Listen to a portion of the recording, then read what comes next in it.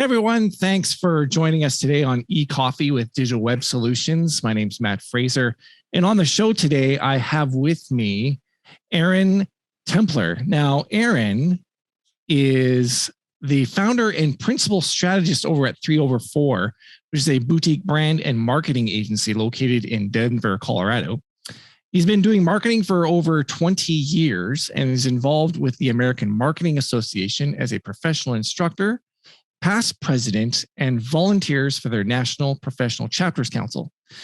Aaron is the author of Leading in a Social World, Stop Social Media Marketing and Build Social Capital Instead.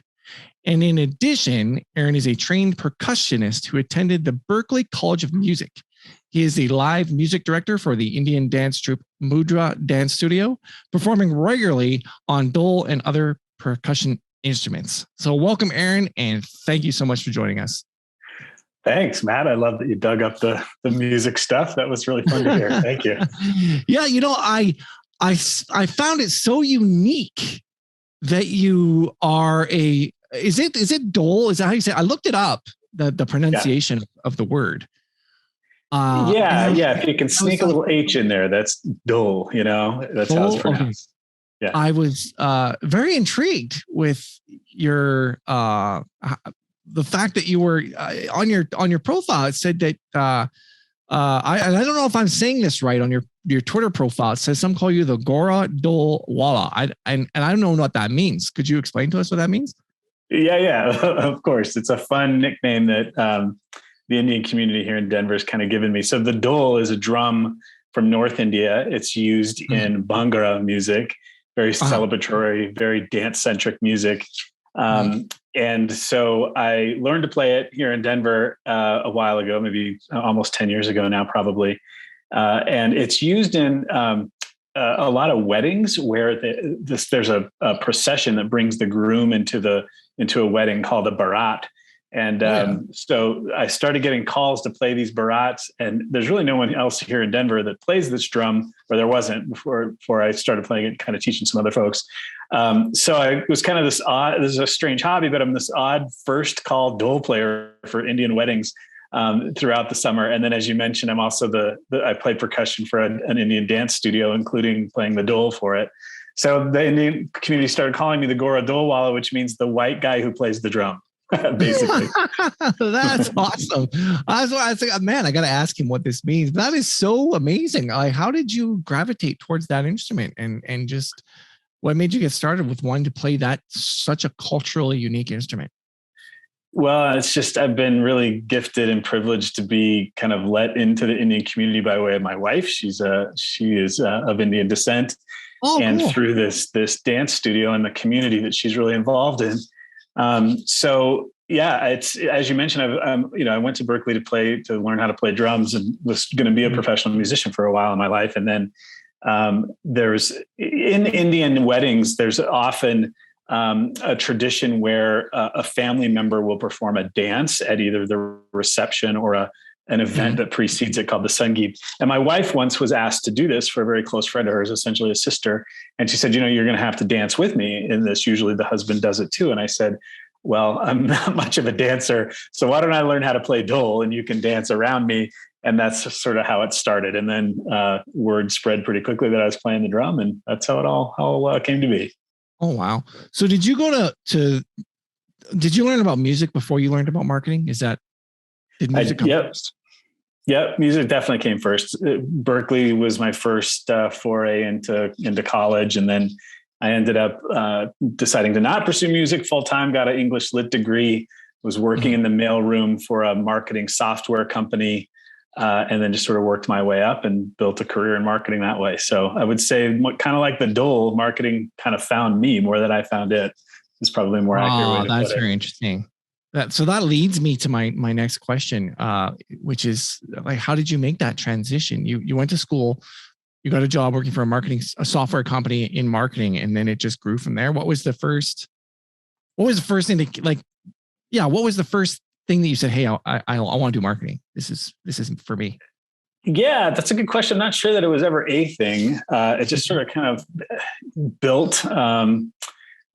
built, one step on top of the next, I guess. At the time I was a musician looking for a day job, and got a job in the mailroom of this marketing software company called Quark. If anyone remembers Quark Express out there, it was at the time kind of the leading graphic layout software. It was before InDesign was around. Oh, wow. And so, ended up kind of doing technical training for them and a bunch of other stuff. So just sort of opened up the world as a way to make a living to me. And it made sense. It kind of connected in my brain, and I just kept at it. So like I said, I think it found me more than I found it, but it's been a good fit. There's a lot of creative minds in it. I love the teamwork that's involved in marketing. I love the ability to take these concepts of influence and leadership and where they kind of meet together, and use those powers for good, I guess. I think there's a lot that marketing can add to the world and make it better, make it a better place. Hey, that's awesome. Because a lot of people think that we as marketers just are out to get money out of people's pockets. So it's awesome that you have that view, that philosophy that we can use it for good. Because I do think we can solve problems. It's just like anything else. It's the decisions you make, right? So yeah, exactly. So what was your first marketing project again, I guess, that you were maybe assigned to, or that you took on yourself that you remember working on? And did you have an overwhelming moment where you're like, oh my gosh, do I really know what I'm doing? That happens. It's happening right now, actually. It happens all the time to me. I don't know what a first marketing project would be. It was back working with the software company. It was just a fascinating place to kind of cut your teeth and learn, because it was not only doing marketing essentially, but we were doing marketing for marketers about marketing. So it was just this immersive sort of situation. We were doing technical training for some of the world's, best ad agencies and creative agencies, and worked with brands like Rolling Stone magazine and kind of all of their, creative teams that were just, mind-boggling with what they were doing, what they were up to. So, I just remember that experience as being very immersive and giving me the vocabulary and kind of understanding what marketing was and where it sort of lived in the world. And again, that sort of creative spirit of that attracts a lot of really fun people to work with. That's awesome. Yeah. What was that like working with the Rolling Stone? That must have been, I don't know. That must have been kind of like surreal is what I'm thinking.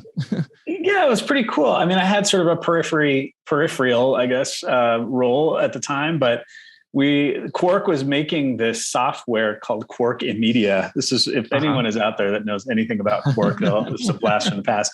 It was this multimedia authoring tool, and we were doing things with it, like creating interactive CD-ROMs and crazy things called websites back in the day. And it was almost, yeah. No, you're good. So brands like not the Rolling Stones, brand like Rolling Stones magazine would give us content. We would develop these multimedia tools for them, and then in exchange, we could use it to demo the software. So we were kind of building these presentations with their content, and every now and then we'd get to kind of hop on a conference call with some of their creative folks. But again, I was kind of on the periphery of some of that, but just being around it and seeing how they went about creating video and using multimedia and crossing over their industries and genres. I really gained an appreciation for cross-pollination and mixing things up a lot. I remember that for sure when I worked with them. So how did those experiences shape your marketing to what it is today, and how you do marketing today? Yeah, no, it's a good question. First of all, for somebody like me, my age, because it was a software company, I learned pretty quickly that most marketing, if not all marketing today, but even back then, is digital. So when the term digital marketing came around, that was always a little strange to me, because I always thought of it as digital, and I didn't know that it needed the adjective. That's the first thing. The second thing is I kind of learned that you can push buttons, technical buttons, back ends of WordPress and MailChimp and whatever, and not break things. So for, again, somebody that's kind of my age and isn't necessarily a digital native so much, that gave me a nice foundation to try stuff and to learn and to not be intimidated by the technology. Those are, I would say, the two kind of big takeaways from that time. That, and not to sound like I'm repeating myself, but just sort of the creative juices that are around marketing and that, the marketing attracts. Absolutely.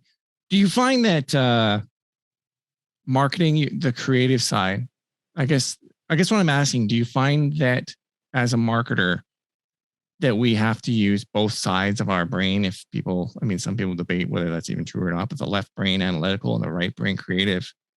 And if so, which one do you find you gravitate more towards? Is more your strength? It's interesting. I think I'm probably one of those people that believes it's more of a balance and a mix, and that we flex and that we activate different networks in our brains, and it's not necessarily the sides. But I think I understand the spirit of your question, which is, there's the logistics, there's the data, there's the sort of analytical side of things, and then there's the creative side of things. And oddly, this is going to sound strange, it's probably the analytical and kind of logistical side that I use the most. When I'm actually executing on marketing. I would say that I tap into the creativity, or at least the empathetic side of my brain, when I'm building teams and leading teams, which is really the thing that excites me the most about marketing, finding really good people and putting them in places that they're good at, and kind of watching that succeed, and, facilitating that process is really exciting. And that's an empathetic, probably, way of approaching work that is probably on that, tapping into more of the creative neurons. But I think coming from a music background, I don't find the creativity to be necessarily expressive in marketing. It just is a different starting place when you're doing something like making music than you are when you're making sales or, trying to make conversions. I just think it's like I said, a completely different sort of set of motivations and drives. But the empathy side, especially when it comes to working with teams, is a highly creative, I think, pursuit. And frankly, so is strategy. I think strategy is all about seeing disparate data and making meaning of it, and then creating something that was richer than before you considered multiple data sets. That's a highly creative sort of pursuit. And, some people might call that kind of analytical, but really it's very creative. So it probably is just kind of you sort of swim in and out of those streams, I'd say, Matt, more than anything in marketing. And maybe that's what attracts me to it, now that I've said it out loud. Plus it's fun, isn't it? It can be, for sure. Absolutely. Yeah. I think it's fun finding out, I think it's fun when you see the work you do make an impact on a business, and you think of the creative ads to write or the creative copy, and then implementing it, and then looking at the data and seeing what the data tells you, and then having to use your creative side to think about ways to make the data, the conversions better. And so, yeah, so, for sure. That being said, what made you start your own marketing agency? How did that evolve? What was the progression? Yeah, that's a good question. It wasn't a single sort of decision point, but I'd say a couple of big factors. One, I sort of took inventory of all the bosses that I had in my life, some really good people, and realized that out of, dozens of them, I could probably think of one or two that I genuinely respected. And that struck me as a me problem more than a they problem. There were some good people there, right? Talented people. So I sort of thought I'm going to be miserable trying to be managed. I'm not very easily managed, and I can't seem to find that gear. And then the second thing was the desire to want to make more of my own decisions around the work and the people that I'm doing work with, and building the kinds of teams that I want to work with. Just being able to control that, to say no to the things I don't want to do, and to be able to craft the kind of, organization that's sort of centered around the values that I believe in and that I want to just sort of be surrounded with. So I'd say those two things: not very well managed, kind of, creating myself a lot of stress and heartache around all of that. And then just a desire to control things, particularly as it relates to values and people. Mm-hmm. Were you always wanting to be an entrepreneur in that sense? Like always wanting to be your own boss? I could remember, yeah. Every time I'm sort of that personality where I see something and think, yeah, I think I could probably do that if I really wanted to. And it's gotten me into trouble, and it's a little narcissistic at times. But I think when it comes to business, I've always sort of looked at that and thought, yeah, it's probably something I could do. So I think it probably had that in me. And then I remember talking to my brother-in-law about it when I was really just starting out in my career. And then I tried it once, actually, right around the time that I was working at Quark, and kind of failed. I didn't know what I was doing. And then kind of came back to it. So yeah, it's always been, I think, in me, even if I wouldn't have called it entrepreneurial. Mm-hmm. So your agency is called 3/4. Now I looked it up and found out what that means and why it came to be. But could you share why your agency is called 3/4? Because I think it's a really fascinating story. Oh, cool. Thanks. Yeah, sure. Well, first of all, we thought it would make a nice brand. Like, there wasn't much in the agency world that was called 3/4. It was relatively sticky and felt like something we could, build a differentiated brand around. But the origin story for it, I guess the pressure underneath it, it refers to a polyrhythm, which, like we talked about before, is something that strategy is all about. You take multiple data sets and make richer meaning out of them.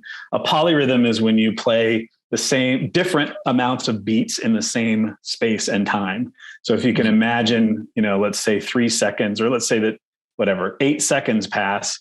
And in that 8 seconds, you play 3 beats and you also play 4 beats at the same time. That's called a polyrhythm. So 3/4 is a very simple polyrhythm, a pretty basic one, but one that sounded good, I think, as a brand. And I think it reflects not only the strategic sort of foundations that we have as a firm, but also the multiplicity that we value and embrace, and I think differentiates us. We kind of value ourselves in trying to find folks with different backgrounds and perspectives, and varying backgrounds and perspectives. We really value independence in the people that do work for us, which gives us even more, I think, sort of polyrhythmic ways of approaching work. They're not sort of stuck to an agency ethos or some sort of dogmatic way to approach marketing based on a corporate sort of culture. So I think that also sort of is reflected in the name, that we value multiplicity and polyrhythms and poly learning. Hey, that's awesome. That's awesome. Thank you. So what does 3/4 do differently from other marketing agencies? Yeah, we do a lot of things differently. I think the first thing we do differently is we're very flexible in terms of our size. So we're able to not think of the ongoing tactical execution in a way that a lot of agencies are. We're not boxed in by tactics. And I think that gives us a really objective and sort of agnostic way to approach how are we going to add value for clients. I come from the client side, and I used to wonder, you talk to an ad agency about marketing strategy and you'd get a lot of ideas that had to do with advertising, right? So I wanted to take that off the table and give people a much more sort of agnostic, like I said, and objective look at it. So I think we do that really well. And I think we are, because of our sort of poly and multi-dimensional staffing model, if you want to call it that, we are able to look at what's going to drive the most value for clients better. We also, I've got, a decent background in leadership, and I've taken an awful lot and learned an awful lot from that discipline and applied it to the marketing one. And I think for things like rebranding, that's more of a marketing exercise than it is that's as much of a leadership exercise as it is a marketing one. So I think we bring that to the table as well. There's some other things too. We don't, mark up things that other agencies do, and some other sort of smaller things, but those are the two main things. That, and again, this sort of ability and desire to really be value centric and polyrhythmic in the way that we look and staff and act. Yeah, that's awesome. So who would you say is your ideal client? Yeah, our ideal client is someone who has at their center something other than profit. So they're sharing their center of their operations and of their purpose with some values. That tends to be who we really align with. We tend to serve clients when we are we're a full service agency, and I am a strong believer that marketing is integrated. It requires multiple touch points. It requires multiple tactics. So if we aren't at least collaborating with the folks who are doing other types of activities, we would prefer to be doing it all in a way that then makes all the tactics work together a lot more effectively. So we're full service. So value centric, full service. And then, that I think really gets us in our wheelhouse. So you mentioned some of the things that connect together. What would some of those activities be? For instance, are you talking about the entire funnel of a campaign that doesn't convert, and then a retargeting pixel with a retargeting campaign and a video campaign on YouTube to retarget and things like that? Sure. Yeah. That's definitely in the right area. That I would say, everything from public and media relations to traditional advertising to the digital, all the work that you're talking about on digital, to websites, to email, to content. You mentioned that I'm involved in the AMA, and my involvement in the AMA has given me a really deep bench of incredible talent to pull together for all those types of activities. Oh, wow. But that's the idea, is to integrate all of the tactical areas, as much of them obviously as you can. So not just digital, like I mentioned, but also television and radio and other non-digital, like more traditional, they would call them, marketing channels you can help with as well. Yeah, no, absolutely. And like I said before, I don't see it as not digital, right? Like we do reputation management for a client where she was sort of the victim of some, nefarious activity. So we're trying to bury a lot of those links that you see when you Google her name and bring up all the positive things that she's doing in the world. And we're making more headway with that with traditional media relations than we are with any of our digital marketing activities. So it really just, I think it all is the same. We do traditional ads for a B2B client in trade pubs with digital landing pages, right? That measure the results of it. And we submit all of the documents digitally. So it's all the same to me. It's all digital, it feels like. Right on. Yeah, that's cool. So what's your process for working with clients? And what I mean by that is, what's the first thing you do when you bring on a client to find out, or maybe even they're not even a client, what's the first thing you do to find out if they're even the right fit for you and your team?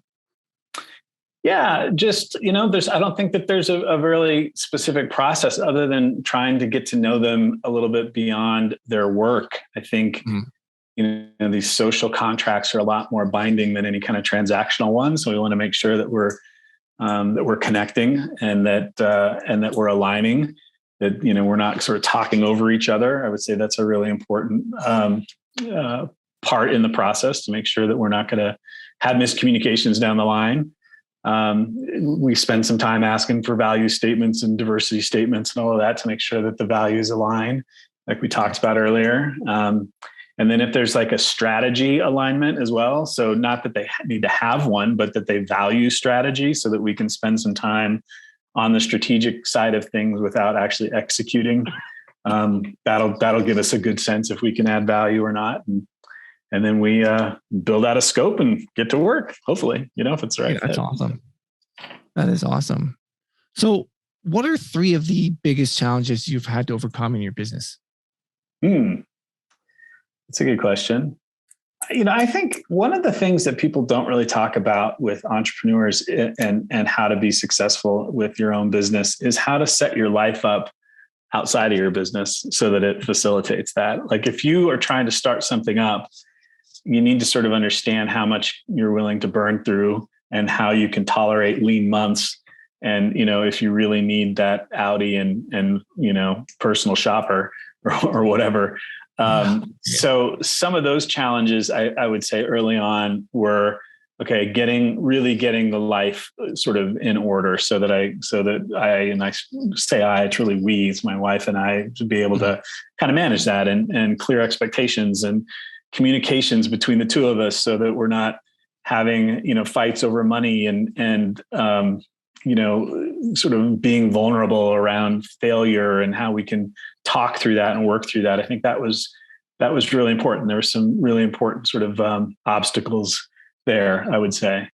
Then, the next things are probably pretty typical: finding and keeping clients, Growth is really difficult in our business. I feel like, right when you're about ready to try to scale up and hire more people, that means less margin, right? At first, while you're trying to kind of get over that hump. So that can be a real challenge, and you sort of got to figure that out, I feel like, as you go, or at least I did. Yeah, waves, eh? Yeah, exactly. So those are the things that come to mind, I would say. But it's interesting, Matt, because I don't think a lot of people do talk about the personal side of it. And that's, for me, that was far more challenging, getting my armor down and having, meaningful, rich conversations with my wife about what we were doing together, and not having up the defenses and feeling like I needed to be all things all the time, and really getting to that point where we could talk honestly about that kind of thing. And I'm still working on that. I'm lucky to have her. She's patient. That's awesome. She sounds like an amazing woman. For sure. So you said that you work with free agents rather than, I think how you put it was you work with free agents. And I checked out that book you mentioned, Trusted Agents, I believe it was called. Or was it Free Agent Nation, maybe? Yeah, something like that. Old one. Yeah. Yeah. I think I'm going to read it. But anyway, so you talked about working with free agents rather than, and having the freedom to assemble, I guess it would be customized teams rather than having a staff of an army of staff. Can you tell me more about that? Yeah, happy to. I think it's a model that just adds more value to clients, and it starts there, underlined by my desire to be kind of small and nimble with my own business and not be tied down to a giant payroll. But the reality is, as a business, and especially marketing needs for clients, scale. They come up, they come down. You have some time when you want to invest. You're in a time of execution where you're not spending very much. You need to launch a new product.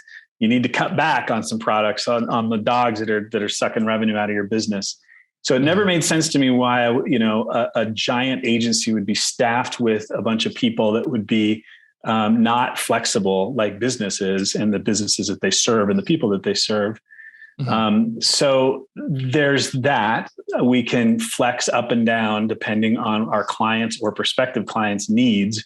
Growth becomes an outcome and not a goal for us. And we I think can just add more value for the reasons I was just talking about earlier, which is we don't have any sort of preconceived notions of the tactics. We can deliver across a lot of different tactical areas. We'll do a puppet show, literally, if that's what it takes to reach an audience, we've got the freedom to think that way with our model. And what I find interesting about all this, Matt, is that agencies, marketing firms and agencies, work with free agents and contractors to one degree or another. All of them do. They just don't talk about it very often. They sort of hide it for some reason, as if it's something to be embarrassed about. We like it. We think it adds value, and we think we do it really well. We curate teams of people just like you would full-time staff. We try to invest in our people and our teams just like you would if they were on a payroll. And we just put it out there. This is who we are. We think it adds a lot of value. If you're impressed by an agency with a large payroll, then we're not for you, and we're fine saying that. But that's why that's why I'm and we're attracted to that kind of model. Yeah. And it is interesting. A lot of agencies do partner with subcontractors, if you will, just like a general contractor. Would you see your position then and the philosophy? I do take this philosophy because there's so many different facets and skill sets involved in executing proper marketing and impactful marketing, if you will, that you really need to be a general contractor, as if building a house where you're looking at the plan and the blueprint of the marketing, and you got to find all these subcontractors to be able to execute the certain parts that need to be done. Do you look at it from that perspective? Yeah. I mean, I've heard that and I've thought about that analogy before. I think it's not inaccurate at all. I think there's just something sort of more heartfelt that's missing in the way we do it anyway, which is remembering that these are people and that, contractor is a little bit of a cold term in some ways. These are independent, fiercely smart and creative people that I'm like privileged to be working with, and I just see my role as bringing them together for their expertise to do great things. Yeah, that's awesome. More so, I think, than here's a contract, do what is in your silo. But yeah, it's true, and that's why I kind of use the word polymathic and polyrhythm. You've got to think in that way and sort of be open, I think, to a lot of different things. We aren't just your SEO firm. We really need to be involved in all of these activities and integrate them. Well, that's awesome. That's awesome. So I'm guessing then that each client, there's no real typical marketing strategy. You approach each client with their uniqueness about their business in order to develop something. Yeah, absolutely. We're very high touch. There's a few things that are sort of templated for sure, dashboards and things that are project management tool setup and instances and things like that we can leverage. But yeah, for the most part, it's very high touch, very unique. Scopes of work are always different. Makes writing proposals, it feels like a nightmare at times. Every time it's different. But yeah, it's the way we like it. Yeah, I tip my hat to you because every proposal would be unique, and those people who are outside of the scope of what we do probably don't understand that. But yeah, I as someone who has had to do that, I know exactly the amount of work and time that you have to put in TLC to do that for each and every client. So, you recently published the book. When I say recently, I mean in the last little while. Leading in a Social World. So, why did you decide to write the book? I guess if I could be so bold. Yeah, no, it's I don't know if there's one answer to that. I think I've been consulting and speaking on this topic for a long time. And then during the stay-at-home orders at the beginning of the pandemic, I sort of lost all of my music gigs, right? As a lot of musicians did. And I needed a creative outlet. I needed to create something.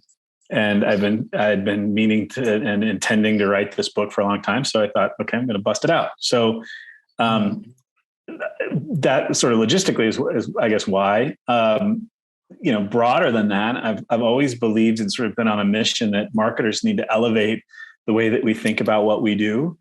And what we do is around influence, which is a discipline, again, that is shared with leadership. And I think I get really fired up to find those intersections and crossovers. And there's a really strong crossover with social media marketing and how we build value in social constructs like social media. And so I wanted to articulate that. I wanted to bring that to life.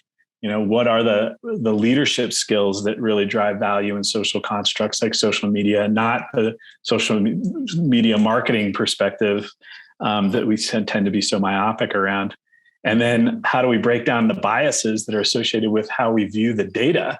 Most of the data around social media marketing is screaming for us to stop doing it, actually. And I feel like we as marketers just have really strong biases built up to not see it for that. So that was another sort of strong motivator. Yeah. Yeah, I know exactly what you're talking about. And could you elaborate on that though? Because I think I know what you mean, but when you say all the data is telling us that we ought not to be doing it, could you elaborate on that a little bit just so people can understand where you're coming from? Yeah, no, sure. And the book actually looks at over 50 different marketing studies around social media marketing. And the data is very clear that social media marketing returns very little value most of the time. In fact, it can actually damage your brand in reality. So one example that's at the top of my mind right now is a Duke and University of Maryland study that looked at thousands of brands on Facebook and hundreds of thousands of their followers, and found that the larger the following on social media of these brands, the more negative the bias and the comments were to be about the brand. So we, as marketers, are falling over ourselves to show growth in followers and fans on these social media platforms. But in many cases, it's actually damaging our brand. We looked across all of the different types of activities that marketers are responsible for, from lead gen to awareness to, funnel conversions. And the objective studies continue to demonstrate that there's very little value in moving the needle in those areas. So yeah, I think there's just really strong biases around all this. And if people don't want to buy the book, it's also on my blog, aarontempler.com/blog. You can read that part of the book for free if you want, around all of the studies that show that social media marketing isn't effective. Okay. Yeah, I know. I totally agree with you. And as a marketer, people may think we're out to lunch, and those watching this all those social media marketing consultants out there are going to just be pulling their hair out and probably mad at us. But I know some very, very successful marketers that I respect, and they tell their clients outright, we don't do social media marketing because you cannot tie. Number one, it's very hard to scale, and it's better for them to do it in-house if they are going to do it. And it's very hard for attribution to tie the bottom line increase in business activity to those activities. Yeah, for sure. I mean, you brought up the business activities. Another study that demonstrates kind of the malaise that we're stuck in as marketers with social media and social media marketing. So one study showed that less than 20% of marketers tie results for social media marketing to business results, and around 75% of them, 74% of them, use what the tools are reporting themselves to talk about what the effectiveness of this is. So it begs the question, like, is this the fox running the hen house? Like, you're asking Facebook and Hootsuite, who have vested interests in you continuing to give them money, to tell you whether or not the work that you're doing is effective or not. Yeah, exactly. It's quite the little ruse in some ways. Now, do you think there's a differentiation between the organic side of social media marketing and the paid side? For instance, can the paid side be effective in the sense of targeting a specific audience, whether it's your own email list or a lookalike audience or demographic interests, with some kind of offer, rather, or they say build up an audience with content first and then retarget them with an offer, but building up an audience first. And this is all paid I'm referring to. Like, is there a place for paid versus organic social media marketing? Yeah, I mean, first of all, I think there's a place for it if you are able to demonstrate that your business benefits. There's a return on what it is you're doing from social media marketing. I'm not here to tell you to stop doing it. Like, keep doing it. So if you've got a paid Facebook campaign that is generating value for you, how you define value, then you should by all means keep doing it. Mm-hmm. And it's hard to actually suss out the differences these days between paid, the results anyway from these studies, between paid and organic, because not a lot of people are taking the time. And you certainly you can't rely on the social media platforms to do this for you. But the studies don't do a good job of kind of sussing it out. But my sense is, from looking at all of this, if you're able to create a platform to advertise on, then that's an advertising discussion, not how you generate value in social constructs. So if you're able to build some sort of platform and Facebook is driving value for you through ads, again, kind of a different focus than the focus of my book, which is how to build social capital in social constructs. So it's something very different. And I'm probably not the best expert in that. I'm glad you brought that up, because that leads to my very next question, which is, you mentioned social capital in your book. And I know what it means because I read excerpts from your book, but can you explain to the viewers what you mean by that? Yeah, sure. What is social capital? Where did it come from? How did you coin the phrase or get the phrase from? And yeah, no, absolutely, man. I spent an entire chapter talking about what social capital is. The nature of it is such that it's a lot more interesting and fun to kind of explore its meaning as opposed to try to define it.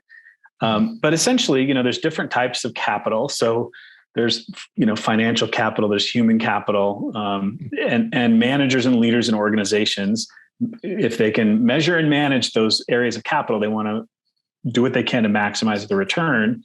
Well, in organizations, there's a thing called social capital, which generates value for organizations. Mhm. And leaders are aware of this, and there's all kinds of literature and studies around it. And you can derive a significant amount of capital and value for your organizations through managing it. A decent working definition of social capital, but again, it's so much more fun to think about it broadly and sort of swim in and out of its meaning. I mean, we are social creatures, so the word social isn't an adjective as much as it is just this sort of everything that we are and who we, and how we see the world. But anyway, I think a decent working definition of social capital in organizations, so different from countries and communities, that there's social capital that comes to play in those areas as well.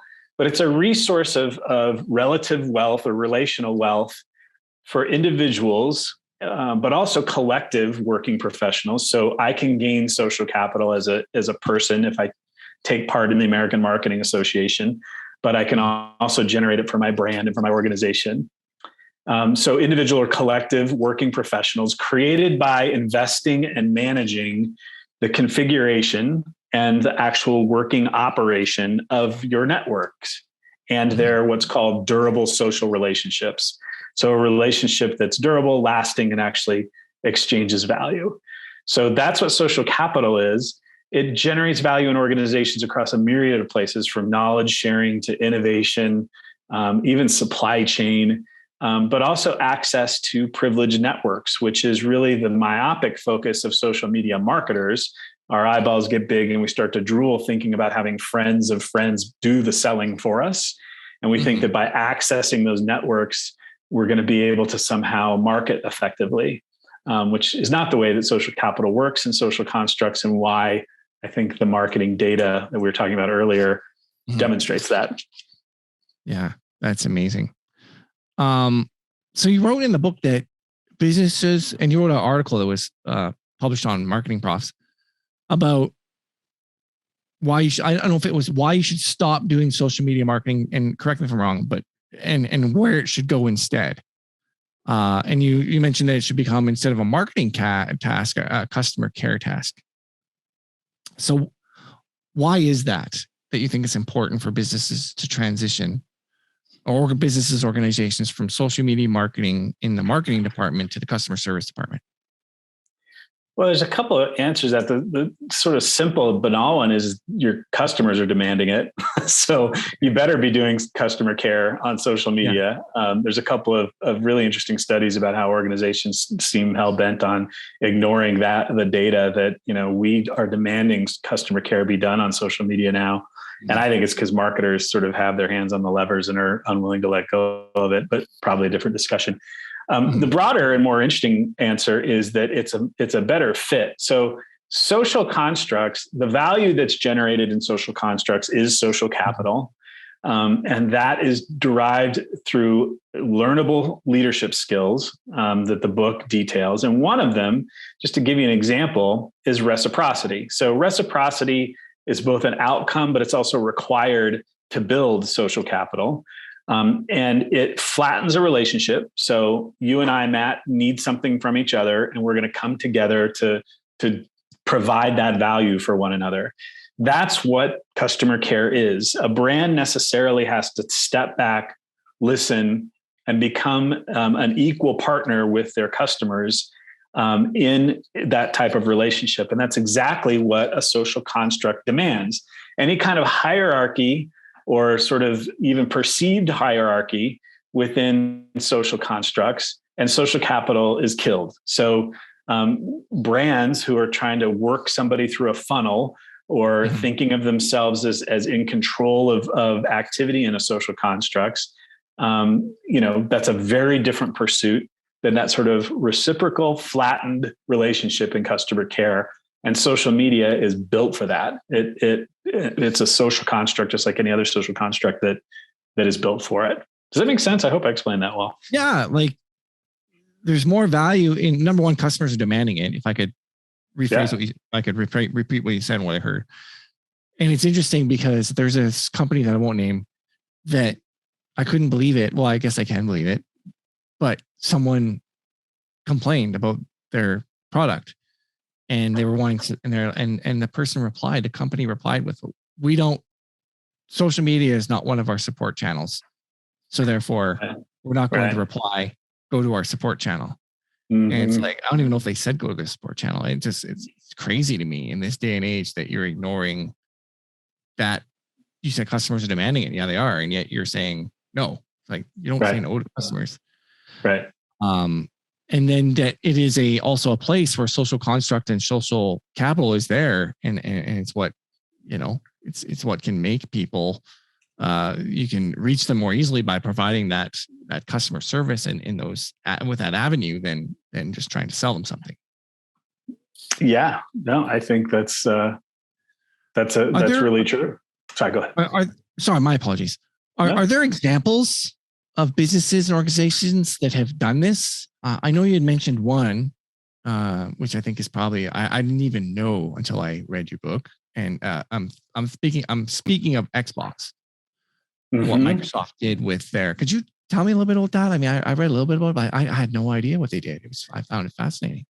Yeah, no, Xbox is a cool story. And we were lucky enough to talk to the person who kind of invented and created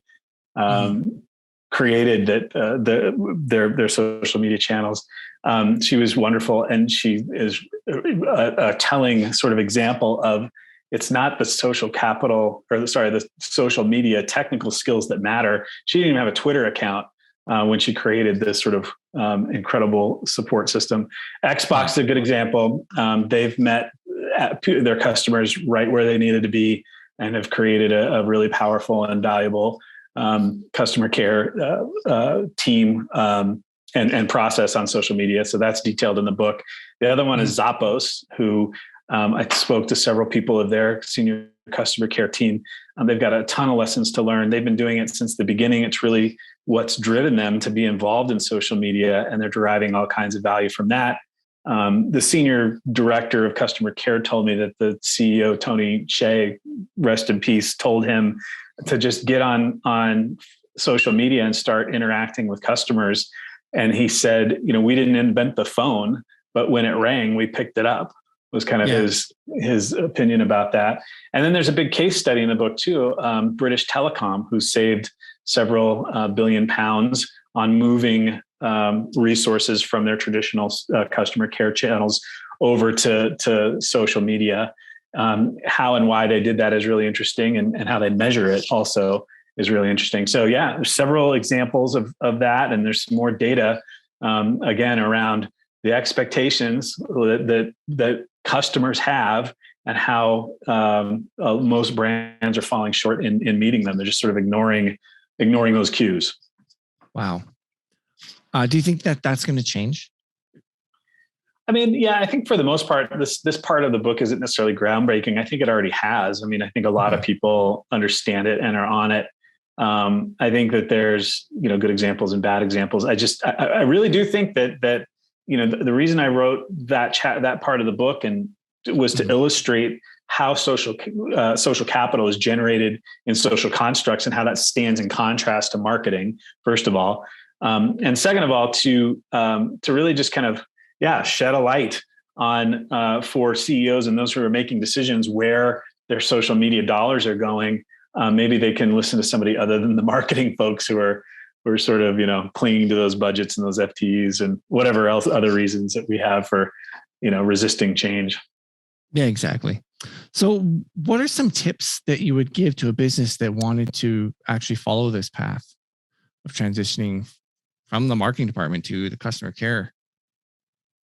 Yeah, no, it's a good question. I get that question quite a bit. And, I just want to say quickly, I'm not naive to think that all this can just change, right? You've got a lot invested in these agencies and budgets and FTEs, and I get that.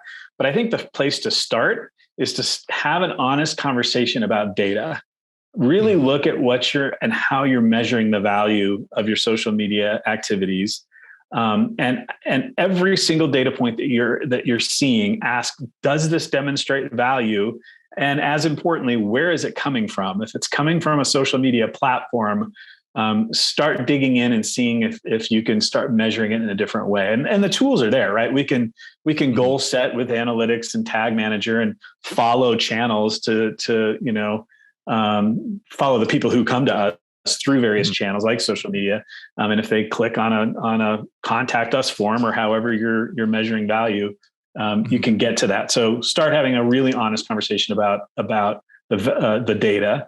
And then the second thing is take some time and think about social capital. Social networks are extremely complex. They aren't a funnel. They aren't a channel the way that we think about them in terms of marketing. They act in very, very different ways. And the book takes a look at some of that. There's other books out there that can help you with understanding, the nature of social groups and social constructs, and then sort of hold that up, to your plan of how you're using social media and say, does this match? Does this make sense? Is this how people are actually interacting in these social groups, the way that we're meeting them and the way that we're wanting to engage them? Does this match up? So those are probably the two places to start. Okay. So if people wanted to learn more, where can people find the book if they wanted to explore that more? Like, is there a website they can go to? Is it available in bookstores? I'm assuming Amazon. Thanks. Thanks. Yeah, it's aarontempler.com/book. You can also go to leadinginasocialworld.com. The aarontempler.com/book will also give you my blog. So you can check out some chapters there if you want before you buy it. But there's links on both of those places, leadinginasocialworld.com and aarontempler.com/book, or just aarontempler.com, and you'll see the book link. Cool. But yeah, all the links to the online stores are there. And again, on the blog, there's sample chapters. Thanks for asking that. Oh, hey, no problem. So I'm just going to ask you some rapid fire questions if I could. We like to do this at the end. Okay. So if you could turn back time and talk to your 18-year-old self, what would it be and why? Quit smoking. Quit smoking? that was a tough one, I dealt with that. I mean, it's been a long, long time since I've smoked, but it was much more difficult than it needed to be, and stay in shape. How about that? Okay, cool. Hey, those are awesome. Tell me about the 3 most influential people in your life and how they impacted you. My wife, she is like my north for sure. Right. There's a drummer that named Jeff Watts. He kind of taught me how to swing. Taught me about polyrhythms, actually. And we've only met once, but he had a huge influence on my life. Oh, wow. And then let's see, a third person who's had a big influence on my life, probably my father, for a lot of different reasons. Yeah. Cool. If you could be remembered for one thing, what would it be? I would hope it would be compassion. I'll go with compassion. Right on. And besides where you're living now, which is Denver, if you could live anywhere in the world, where would it be?